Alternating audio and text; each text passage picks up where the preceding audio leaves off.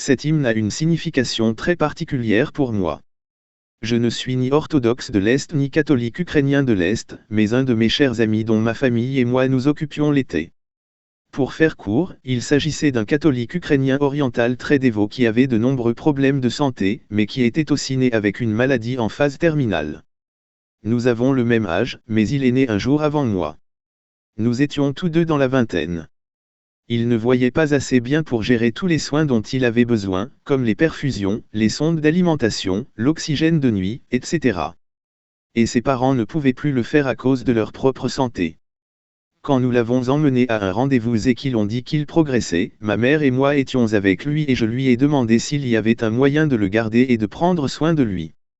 Il m'a appris un peu d'ukrainien et de russe parce que c'est ce que les membres de sa famille parlaient avant que ses grands-parents ne viennent aux États-Unis. Je n'oublierai jamais que lorsqu'il était à l'hôpital, une seule personne pouvait être avec lui tout le temps. J'ai dit à maman qu'elle devrait aller avec lui, mais comme nous étions très proches lui et moi, elle m'a dit de monter avec lui pour qu'il se sente à l'aise, en sécurité et en paix. Toutes les infirmières le connaissaient très bien et il était capable de leur parler en ukrainien parce qu'il leur avait appris un peu, il leur disait toujours bonjour en ukrainien / russe et elles lui répondaient toujours bonjour. Il nous a appris à moi et à ma famille aussi et je suis doué pour apprendre les langues rapidement. En raison du faible nombre de cas de Covid-19 à l'époque dans notre région, il a pu demander à son prêtre de venir l'oindre et de lui donner ses derniers droits. Je ne l'oublierai jamais. Je l'ai tenu dans mes bras alors qu'il était en train de mourir et le prêtre et moi disions des prières pour lui dans sa langue maternelle, mais quand est venu le moment de la communion, il n'avait pas la force de la prendre tout seul. Le prêtre a donc placé l'hostie dans sa bouche, puis, au moment du vin, comme je portais déjà des gants, j'ai pu étaler le vin sur ses gencives pour qu'il puisse recevoir le corps et le sang. Son téléphone était branché au haut-parleur et il m'a demandé de mettre cet hymne pour lui et il a chanté en même temps que lui. Il a utilisé toute la force de ses cordes vocales et de ses poumons pour chanter, même s'il était branché à l'oxygène et il m'a enseigné cet hymne auparavant et je le connaissais en entier. Cet hymne est très sombre et triste mais en même temps très vrai et beau. Et je l'ai chanté avec lui. Son infirmière, qui était juste à côté de lui, était en larmes parce qu'elle connaissait aussi l'hymne et parce que nous étions si beaux ensemble. Après qu'il ait fini de chanter, il m'a demandé en plaisantant si je venais d'Ukraine. Je lui ai répondu que non, pourquoi cette question, et il m'a dit que je chantais comme un indigène et que j'avais la bonne prononciation et tout le reste. Il est décédé juste après avoir dit le Notre Père en ukrainien, dans mes bras et en tenant la main de l'infirmière. Et quand il a été enterré, 2 prêtres et 2 religieuses sont venus, bien sûr l'un des prêtres était son prêtre. Ma famille et moi avons eu la chance de pouvoir être ses soignants et j'ai eu la chance de pouvoir passer son dernier jour avec lui et de chanter l'un de ses hymnes préférés avec lui. Une chose que j'ai oublié d'ajouter, c'est que sa mère et son père étaient en vidéoconférence avec lui et que nous chantions tous de beaux hymnes. Avant ses derniers droits, il a parlé à sa mère et à son père en ukrainien et en russe. La raison pour laquelle j'ai mis les 2 langues est qu'il utilisait les 2 langues de manière interchangeable ainsi que l'anglais.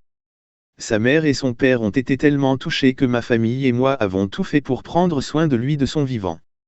Une chose que je n'oublierai jamais, c'est lorsqu'il a dit Mama Teeto, ce qui signifie maman et papa en ukrainien, je veux aller au paradis mais j'ai peur, et qu'ils lui ont répondu dans leur langue SHHHH, c'est bon, nous savons que c'est douloureux et nous savons que tu as un peu peur. Mais tu vas aller au paradis et Carmen est là avec toi et elle fera tout ce qu'elle peut pour te réconforter et te faire sentir en paix. Son père a fait son éloge en ukrainien et j'ai fait le mien en anglais. Maintenant plus que jamais, ils me considèrent comme un membre de leur famille, tout comme je l'ai fait pour lui. Sa famille m'a demandé de chanter cet hymne lors de ses funérailles. J'ai été touché et honoré de pouvoir le faire, mais c'est probablement la chose la plus difficile que j'ai jamais faite, non pas parce que j'avais du mal avec la langue, que j'ai en fait plutôt bien apprise, mais parce que c'était un réveil difficile.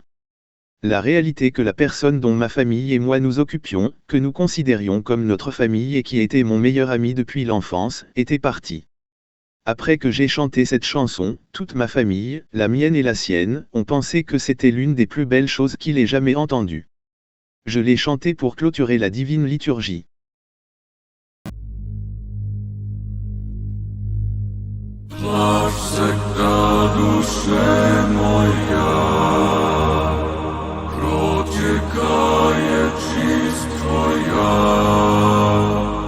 Боже мой, Боже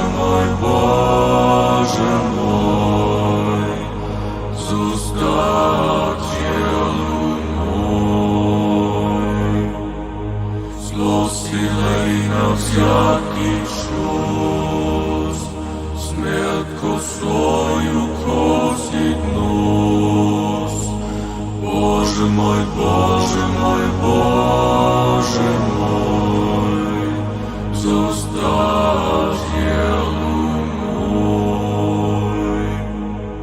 Телу Иисуши постол, душу огради крестом. Боже мой, Боже мой, Боже мой, зоставь телу мой. Роби мне всегда в глаза, проводи взять мне в слеза. Боже мой, Боже мой, Боже мой, зоставь телу мой. Возлюбить и тесный путь, всем больным слугою будь. Боже мой, Боже мой, Боже мой, зоставь телу мой. Ангел Божий нас храни, плакать о грехах вели. Боже мой, Боже мой, Боже мой, зоставь телу мой. День и ночь к нему взывай, я на Бога уповай. Боже мой, Боже мой, Боже мой, зоставь телу мой. Будешь в райских жить-сада, много там найдешь отра. Боже мой, Боже мой,